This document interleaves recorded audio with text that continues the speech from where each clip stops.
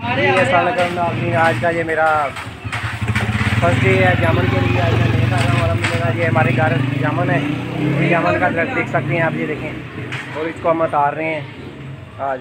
तो इंशाल्लाह बड़े मीठे और बड़े अच्छे जामुन है। आज छुट्टी थी तो फर्स्ट डे मैंने ये आज जामुन नया किया है अलहमदुलिल्लाह। ये साइड पे, दूसरी साइड पे ये है जामुन का दरख्त। मेरी बैक साइड से आपको नजर आ रहा होगा माशाल्लाह। ये देखें, ठीक है। मेरा छोटा भाई विकास उतार रहा है। आस्था विकास, आस्था देखो शीशे कैमरे की तरफ। वो मेरा नवा सूट यार। हेलो आस्था, थले देख रहे सारे आया हूँ देखा था जी। अलहमदुलिल्लाह असी जामन अज नए कर रहे हैं। बड़ा अच्छा माहौल है साढ़े दरवाजे का माशाल्लाह। 6 दरख्त मेरे हथ में लगे हुए हैं। मेरी टिंड च जामन वजन दे। ओए आस्था मेरी टिंड पाड़ने लगा सी।